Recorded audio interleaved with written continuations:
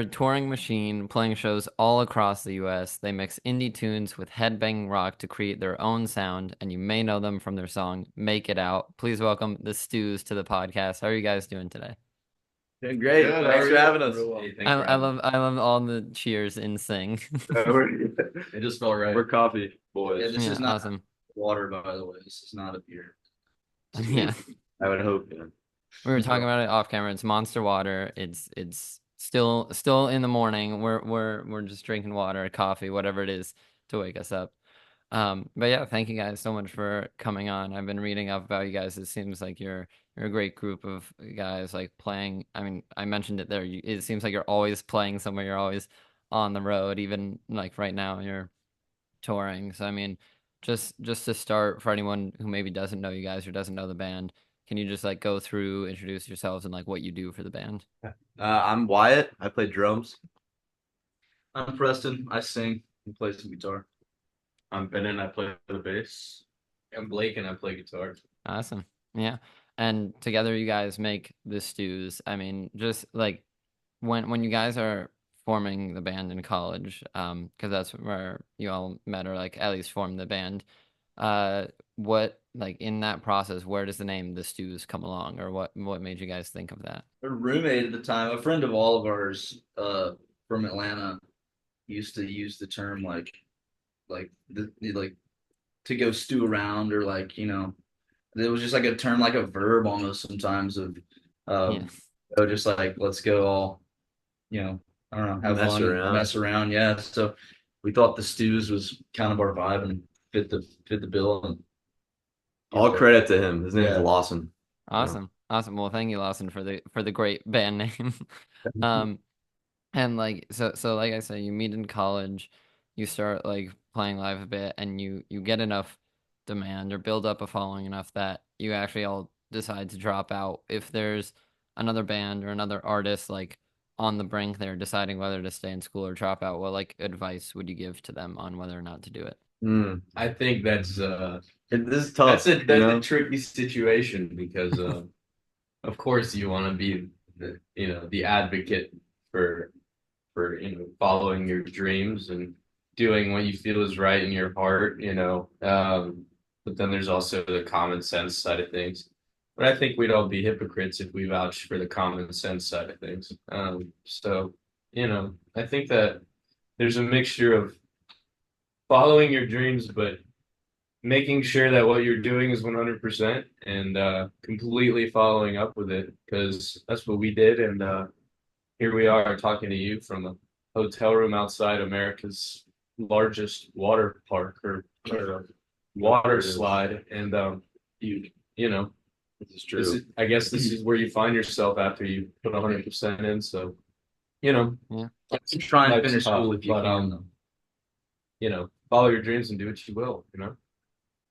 You guys have the time in the schedule to go to the water slide or the water park? All day. That's today. We're yeah. Yeah. Awesome. Oh yeah. Awesome.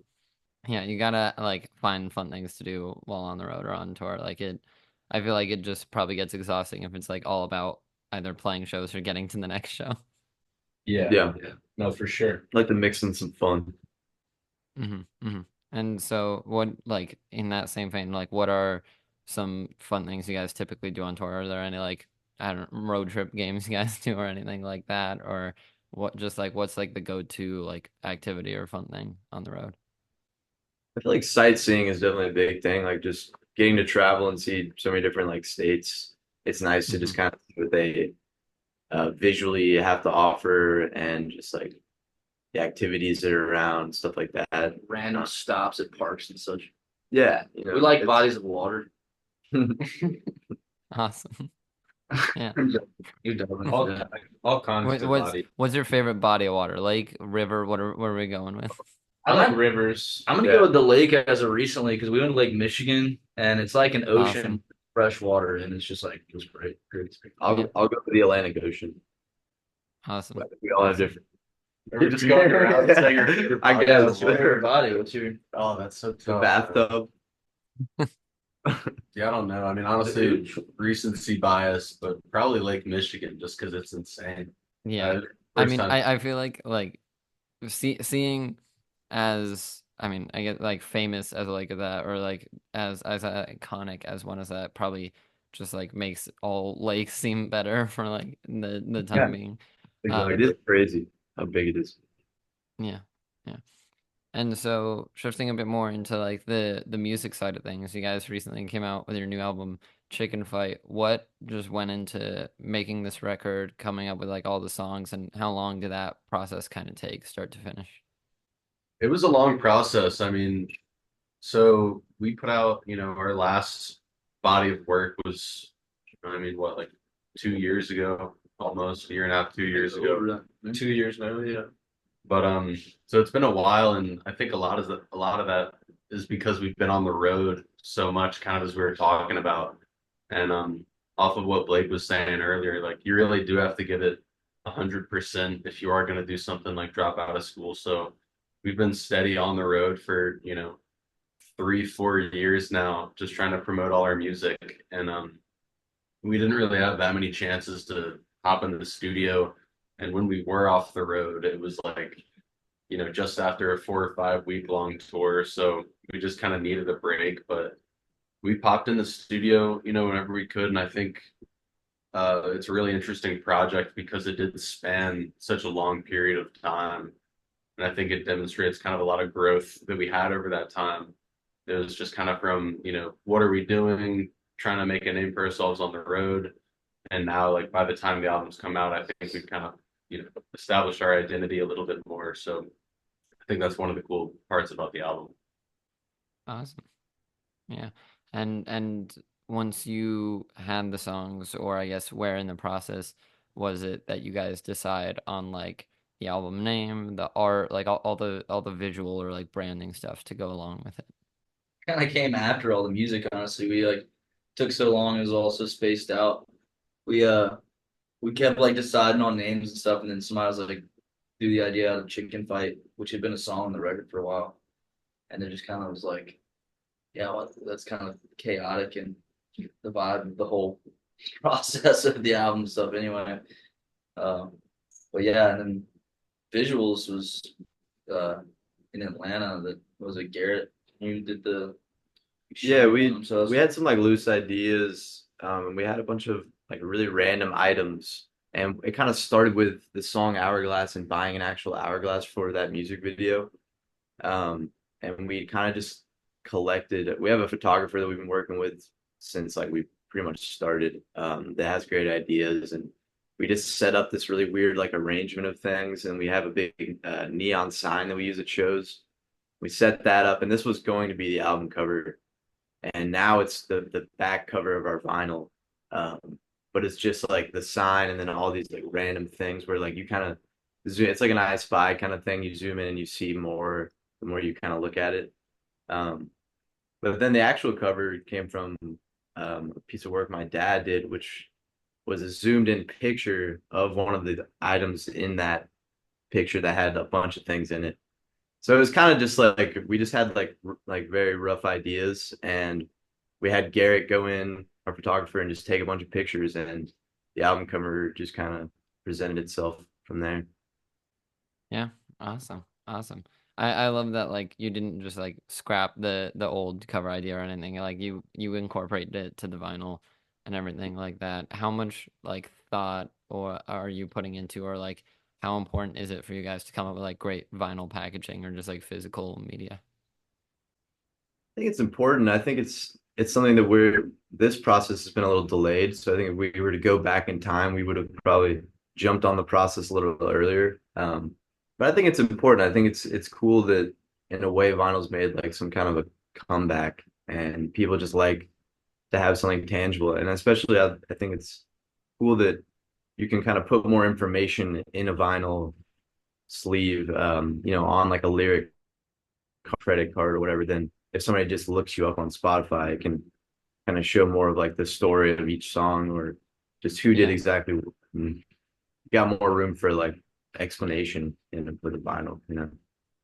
Yeah, definitely. There's not really like the space for all that right now on streaming services or anything. And so having, I mean, like I probably around a year ago like got really into collecting vinyl and it was a thing for me. Like one, just having like tangible music is pretty cool, but Mhm. also like seeing all these bands and artists who put in like the stories of an album or things like that into all the packaging and just like full credits rather than just like whatever you get on Spotify. Is super cool. Yeah, hopefully And Spotify gets some kind of thing like that at some point where you can, with each song, like you can add more of a description or something like that. But yeah, yeah, it's very like bare bones honestly, right now, yeah. and so hopefully they just like build upon it and things like that.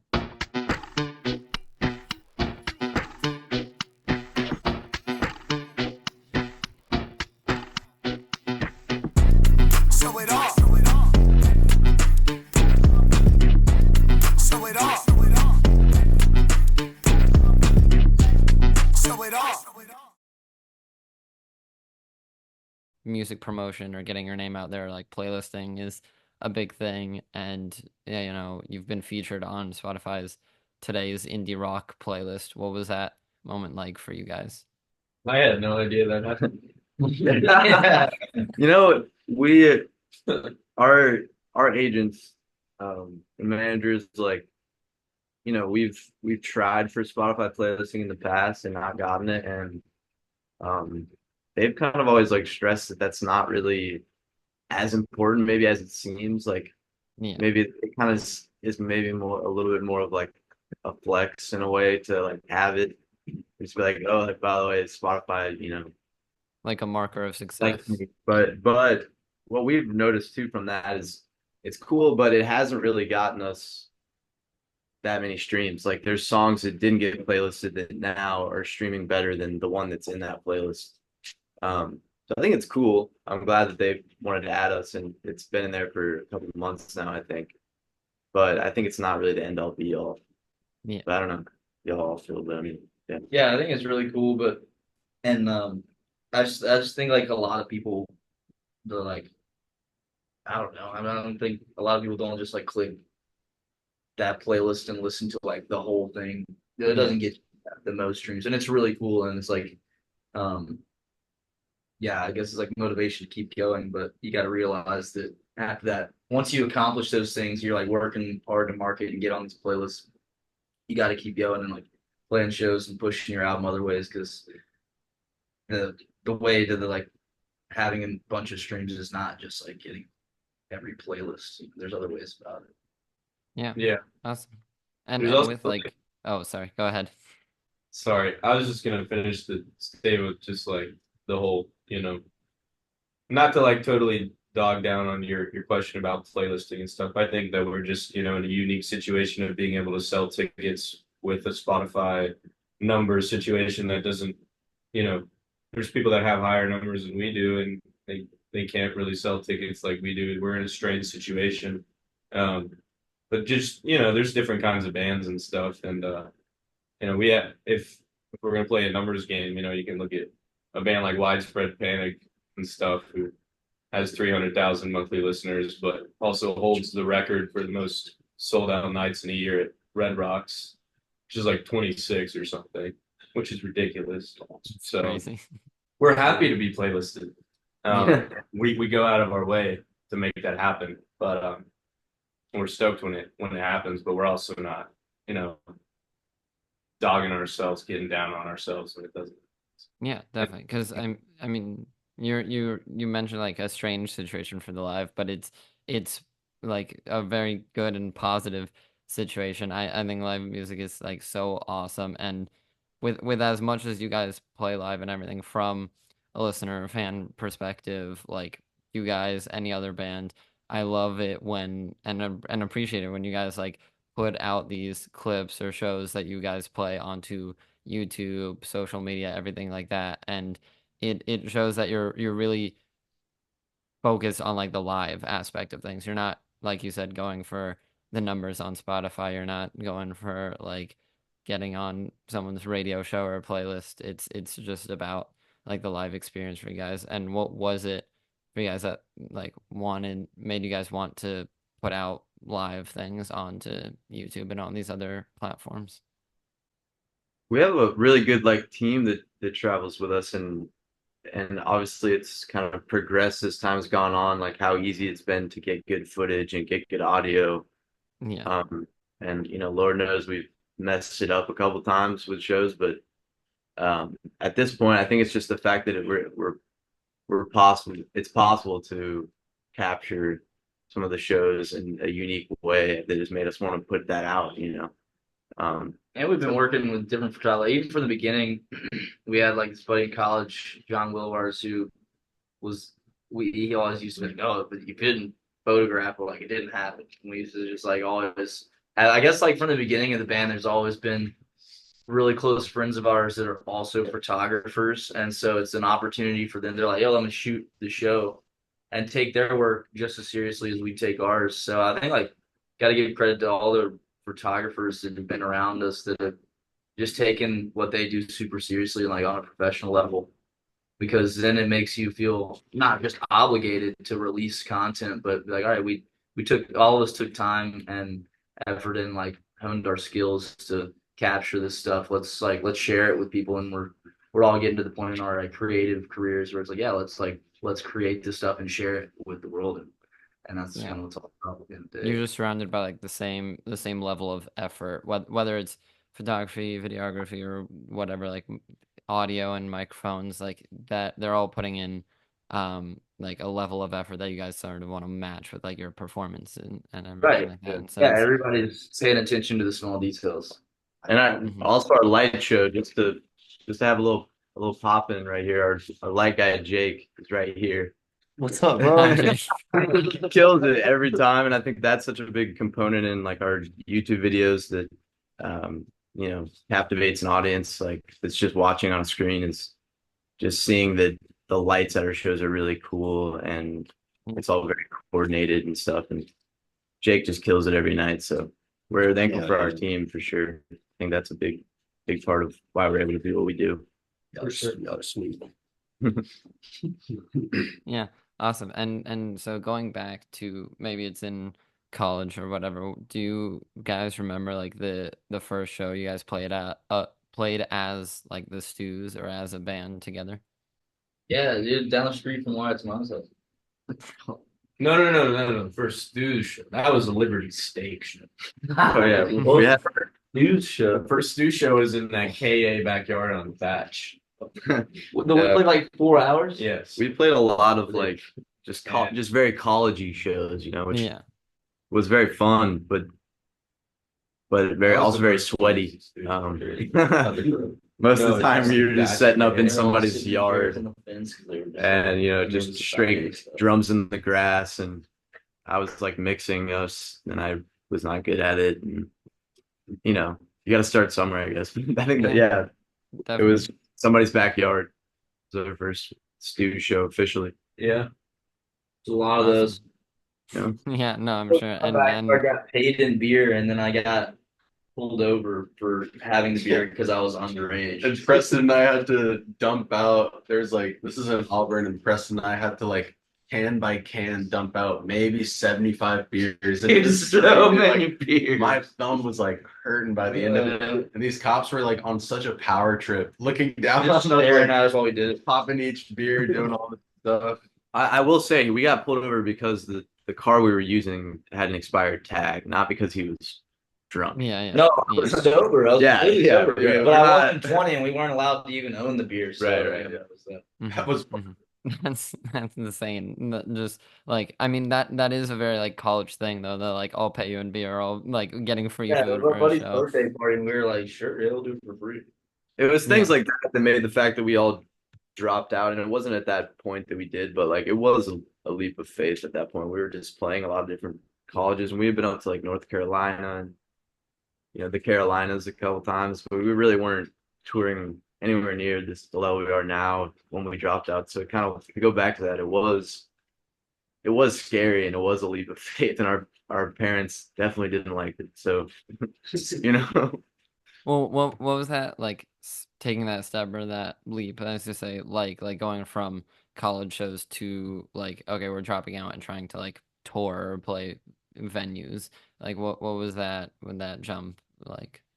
I think part of it was almost the necessity to make that decision before it was too late because, we were all in school at Auburn. At least three of us were in school at Auburn. Blake's a year below us, so he was deciding what to do and ended up coming to Auburn like on a gap year kind of thing. But for all of us in school, it was basically every Thursday and Friday turned into a decision between, am I gonna miss my Thursday class and my Friday class to go play the show and to do what I love, or are we gonna turn down a gig because I have class or whatever? And it was just that was happening so often that by the time it did kind of pick up a little bit, and this was really just playing all the SEC schools, Tuscaloosa, Auburn to Athens, North South Carolina, but we were kind of making the rounds at that point. So it just turned into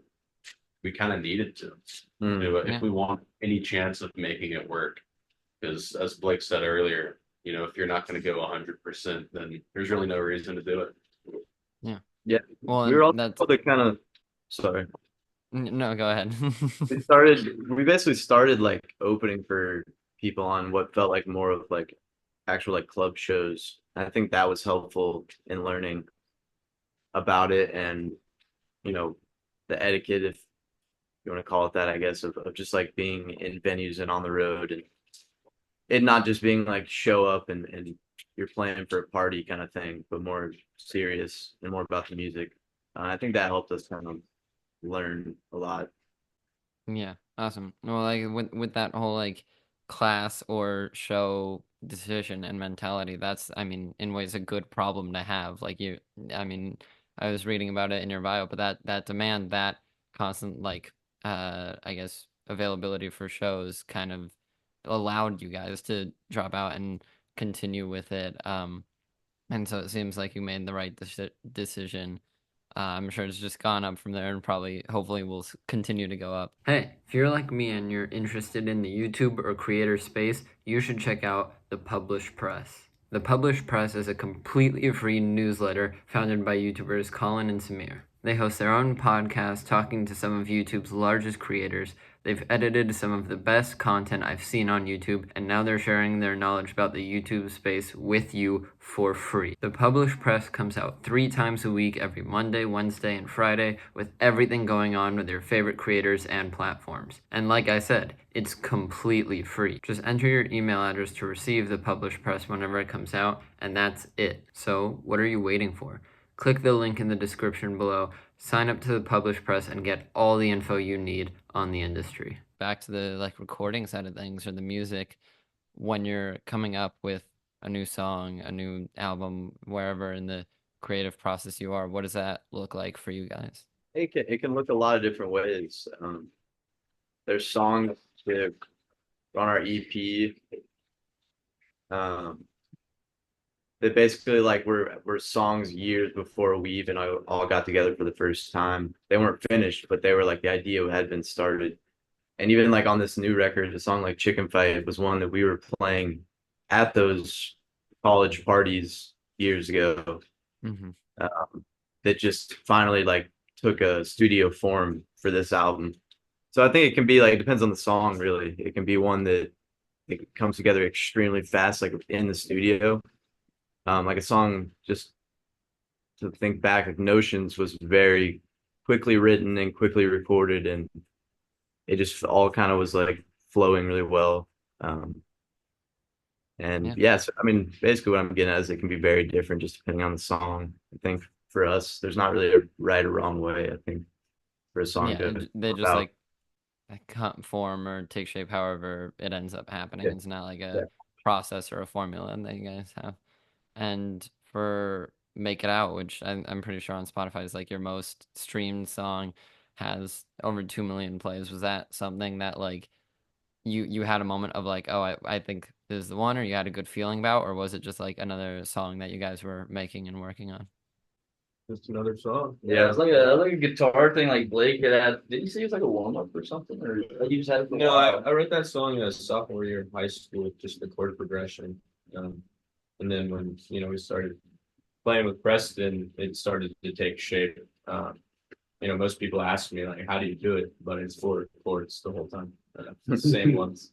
It's just Yeah. playing differently, and I used to play it the same way the whole way through. But as you get older or whatever, your brain changes, your mood changes, you play it fast, you play it slow, whatever. But that, like Wyatt was saying, a lot of these chord progressions existed prior to us even knowing that precedent existed. And then after that, we had all these other ones that also existed. And there was stuff that I had written before I even knew Benny and Wyatt. And then, same with them and me and Preston and us and vice versa. So there is no right or wrong or, black or white, yin and yang with how we write. It's all over the damn place. I think that's just because our lives are all over the damn place and we got to work around it. And, we seem to have a bit of controlled chaos. But this next writing situation for the next album or EP or whatever we come up with can be really interesting because we've gone through it a few times now, and we're gonna figure out how to do it the best way possible for our situation. Which should be fun. Yeah. I think that's like the best part of being a band too. Is just like you bring an idea, like even it's just like a melody, or you just have chords or like simple chords with like melody and like the verse or something, and then you bring it to other people, and somebody like play a different drum like beat than you were originally hearing when you were writing it, or like like bass groove is a little different. Some like the chords mismatch, but like in just the right ways, and come back to each other, and like it's like there's that's like the beauty of, I think, like kind of somebody will write a piece or an idea, and then it just like grows when everybody else kind of gets in on it. Yeah. It's really fun. Awesome. And if there's someone listening to this who hasn't like gotten into all your music or is hearing about you guys for the first time, do each of you have a song that you would recommend as like a first listen for the Stews or like something to get them into it? I think Jake wants to answer this question. Oh. He just turned over here. Yeah, Jake. I'm Come curious on back here, Jake. I was curious to hear their answers. But, What's Jake's answer though? yeah. My favorite one to listen to or to run lights To put to? onto the Stews if they've never Oh, to heard put it. onto the Stews. Let's see. Like you've never heard the Stews? Oh, listen to this Right. song. This guy hears us out front every night. He's got a better idea than us, bro. He suggests set lists, so he knows. I'll really suggest that list.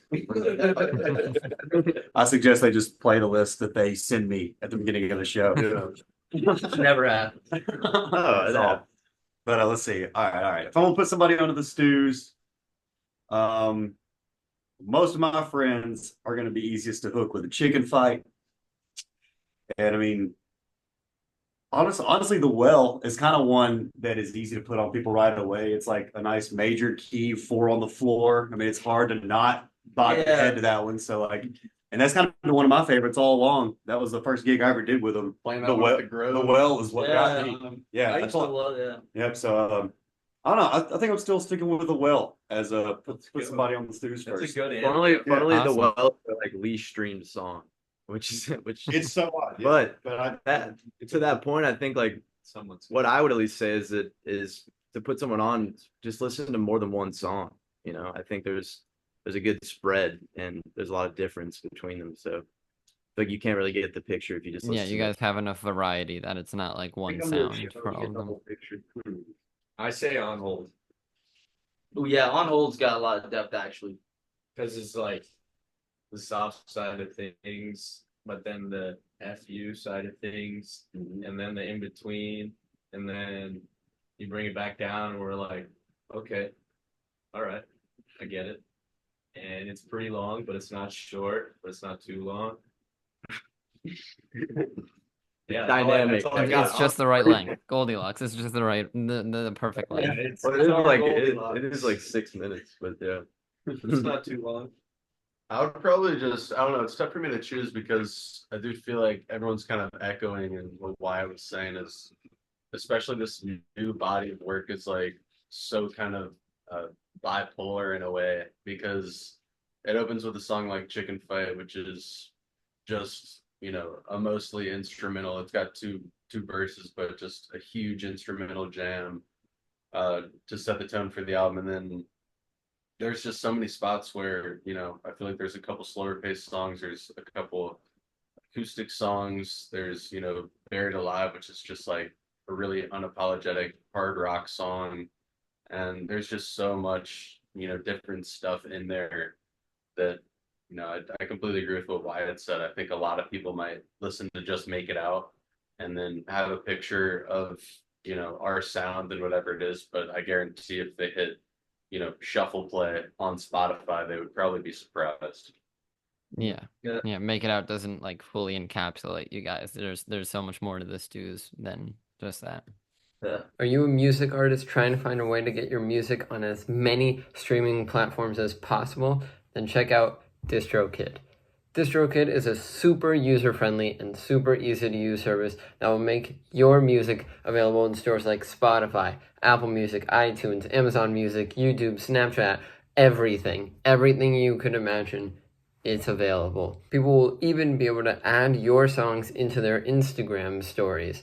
DistroKid helps you with the distribution, monetization, and promotion of all of your music. Use the link in the description of this video for 7% off any DistroKid package you want. Pick from musician packages designed to help artists get their own music out there, or even get a label package where you can manage up to 100 artists from one profile. So that's more for like managers, labels, and you can also get the musician package that I mentioned earlier, which is more for artists, producers, things like that. It's super easy, and you can get 7% off any package right now with the link in the description of this video. So once again, if you're looking for a way to get your music on as many streaming platforms as possible, I'm talking any platform you can think of, get DistroKid and get 7% off right now with the link in the description.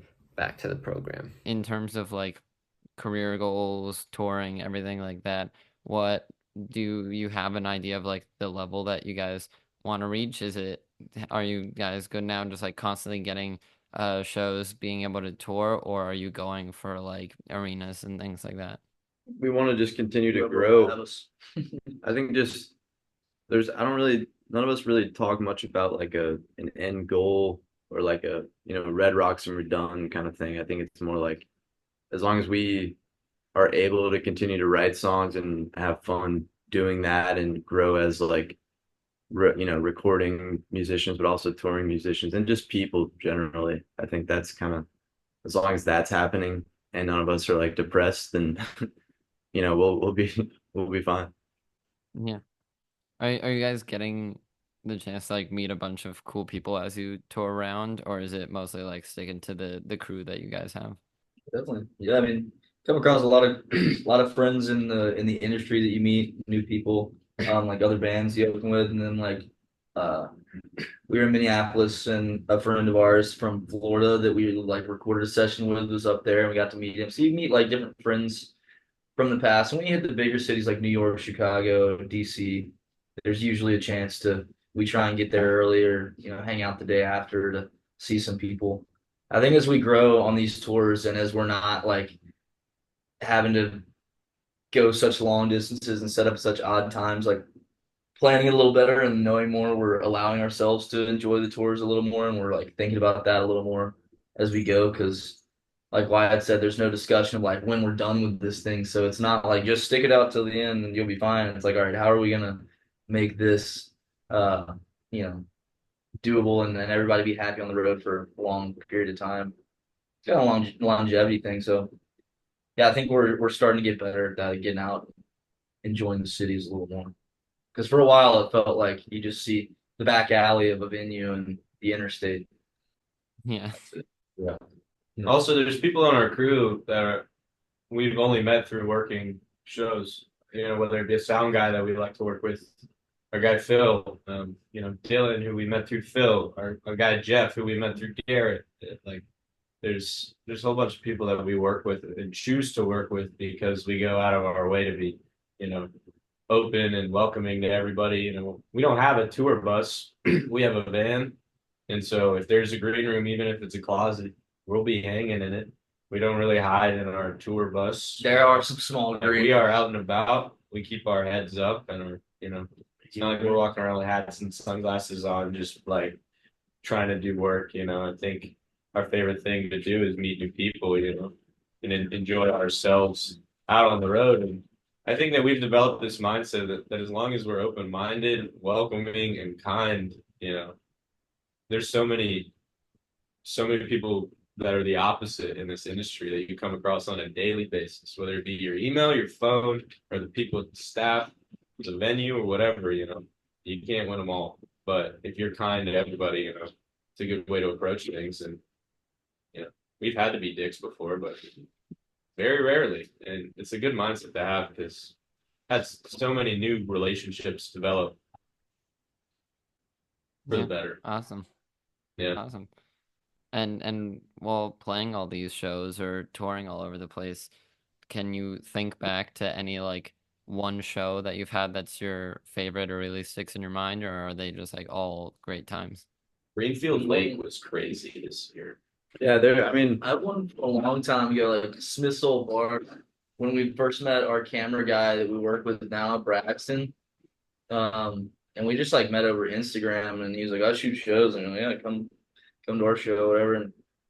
And like that night, we all just kind of went back and like I think we're going to McDonald's after, and just like we have a long standing relationship with him now, and he's like our helps a lot with media and video, and just kind of like you meet certain people and you realize like this guy's got ambition like we do, and has similar like mindset and goals, and other guys that they really enjoy being there, and it's really fun, but not everybody's, maybe it sounds harsh, but like cut out for the long run and like being totally involved in all that we do. But sometimes you meet those people and you can feel it, and it's really cool, and you build like lifelong friendships. And yeah, it's good moments like that. I think recently there's been a lot of really cool shows too. Like Blake was getting at Greenfield Lake, which is like our biggest ever sold out show that happened back in late June. One like that, and we just got to play 9:30 Club for like the third time, and that's always a great time. It's hard to choose though, I mean, Yeah. some are definitely bigger than others, but they're always enjoyable in their own way, Yeah, definitely. And like similar question, but at shows, do you have any like songs that you guys love to play live or just like hit different while on stage? I think all the new stuff is a breath of fresh air because, like I was saying earlier, we've been playing the same stuff for so long just through the sheer amount of shows. So all the new stuff is great because, at least for me, I've recorded one way on the album, but that doesn't necessarily mean I'm going to play it the same way every single night. So for a song like Chicken Fight, it's really fun because there's like 2.5 minutes of that song where I can completely change up whatever I want to play, and we just play it off the cuff, and I'm listening to, what Blake's doing and what Wyatt's doing and everyone, and just it's kind of molding and it's alive in a sense. But I would say all the new stuff because it's nice and refreshing. Yeah, awesome.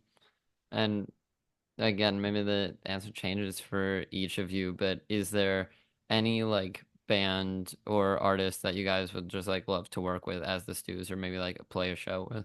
Yeah, I would say Kings of Leon because they're just so badass and they're just like the quintessential rock band right now. And I never really was into them until, Wyatt turned me on to them like, 5, 6 years ago or something. But yeah, they're just badass and the new record is great and I always think about them. Yeah, it'd be cool to just even do like 2 shows with them or something. But Yeah. I would agree with that. They have a cool way of just writing unique songs without ever like feeling like they've gone too mainstream, and they've just kind of stayed true to themselves. I feel like, which is cool. Any others though? There's gotta be some more. That was just my answer. Yeah. We saw a billboard for what was it, Leonard Skinner and ZZ Top tour. That would be so cool to be on. Yeah, that'd be a bucket list thing for sure. That'd be weird. They'd probably only give us a half hour, but I'm there. Hey, when it's Leonard Skinner and ZZ Top, I'll take a half hour like that. That's awesome. Yeah. I'll Dude, take 30 the seconds bass, out. the bassist has a 12-string bass out there on tour. You should look up a Dude, video I of saw a it. video of him It's playing. great. Insane. He's playing two It's like the notes. size of his torso. He's playing two notes an entire song, and he's got like 12 strings for some reason. It's like It's so unnecessary. maybe a little It's overkill, like all but the way it down looks here. badass. Like Yeah. bright yellow. But yeah, that's Awesome. my answer for sure. Or the Foo Yeah. Fighter. Marcus King would be cool. I was thinking because it's like respect shit as a player. Oh, Tedeschi Trucks band. I don't know if that would really fit at all, but Derek Trucks is the man. Ooh, Gary Clark Jr. That would be cool. That'd be sick. Oh, We've done some festivals that he was also on. We've never met him, but I got to shake his hand, but that's not really meeting, you know. well, That's that just kind of like is. cordially. That's touching. That's His gotta be hands are like- huge, dude. I bet they are. They gotta You be. remember someone threw a lighter at him It was during Sharpie. that. Oh, it was a shark. Yeah, it hit him it hit his string. Yeah, it made a noise. Anyway, we kind of just got Gary a Clark lot. Jr. Yeah, no, I love it. I love it because you know you keep thinking of like other artists and bands, or you think of one and then makes you think of another, and so yeah. But yeah, no, I think Bennett, you said it there in terms of like bucket list things. Do you guys have like bucket list venues or festivals that you guys would love to play? I've already played all mine. I didn't have very high goals. I mean, I think really every major festival is something that we probably all can agree what we wanted to do. Like we've gotten to do Bonnaroo, we're about to do Lollapalooza, but there's still, Austin City Limits. There's still like Jazz Fest down in New Orleans. There's still Shaky Knees in Atlanta, which a lot of us grew up going to. There's thankfully there's just so many great festivals. Also ones in like Europe that are amazing that one day would be really Oh cool. yeah, playing anywhere in Europe, dude. Just like In like playing a- in Europe. like a Reading or something, or yeah. As far as venues though, I just feel like the one that just is like omnipotent is like Red Rocks.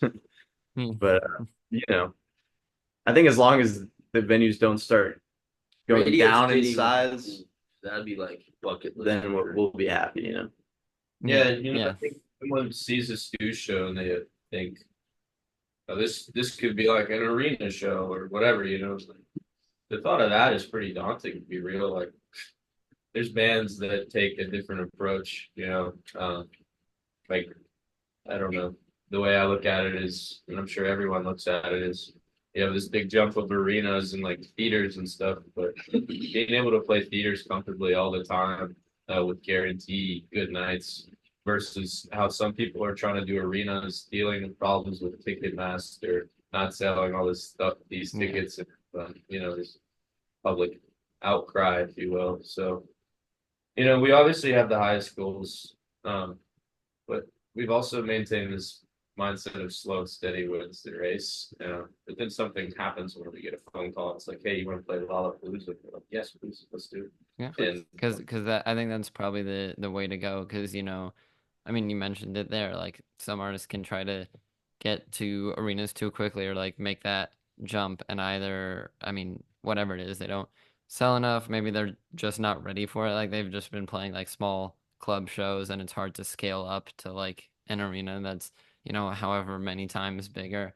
And so I feel like your patient approach is definitely like a great way to sort of ease into it and be ready and prepared for when you guys get that call. yeah, it's also a health thing, mental, physical, psychological, emotional. To be able to go overnight like that, I couldn't fathom it. And it's been tough enough going on this gradual increase, just trying to figure things out, and I couldn't imagine. Props to people like, Greta Van Fleet and people whose success were genuinely overnight in this day and age of social media and everything. Yeah. It's really, I can imagine. And just to sort of start wrapping things up here, but what's next for you guys? I mean, like obviously touring and playing shows, but is there music in the works? Do you have any like other big projects of any kind that you want to get people ready for? Just anything that's like coming down the pipeline for you guys? We're on the West Coast for the first time on the second half of this tour. After we're taking like August off. As just like some personal time for the first time in a long long while, and then just yeah, getting after it and hopefully start working on a new record this winter and then repeat the process. Yeah, I think right now we're just kind of tour mode. But I think we've all, even though there hasn't been much like a ton of talk, we're definitely excited to get back into the beginning of a creative process for new music for sure. It's kind of weird, like that all these songs that literally came out like a little over a week ago are now Yeah. are old to all of us now. Or they have been, I think, because I mean the album process, you can finish an album and then it doesn't see streaming services or anything for another like over half year. That's just kind of how the process works. Yeah. Um, And so I mean, yeah, it's like we were talking about earlier that you have songs that like start years ago, and so like you're to some degree sitting with them since then. yeah, Yeah. yeah, it's Awesome. exciting. Yeah. Well, thank you guys so much for coming on. It's been a great time. I've got to learn a lot about each of you and the band as a whole. But let's just go through if there's anything band wise or anything else that you guys want to like shout out to the audience. Feel free to do it now. Shout out Chicken Fight, our new album, out on all platforms. Go check it out. We got music videos and stuff to go along. And another big shout out to the crew, all of our crew, man. That's they young son heroes of everything that goes on the road, off the road. I was gonna say Yeah. shout out to you for a great interview too. Yeah, that great interview. Thank Thanks you. for coming. Yeah, I need you guys on the other end to make it happen. So it's as much as you're thanking me. Thank you guys for coming on. Have like sparking conversation. I think there were plenty of things that like I wasn't even like thinking of talking about or thinking of getting to that just from the way the conversation was going. I like felt the need to bring up. So thank you. yeah. Thank you. you. Thank you. Here we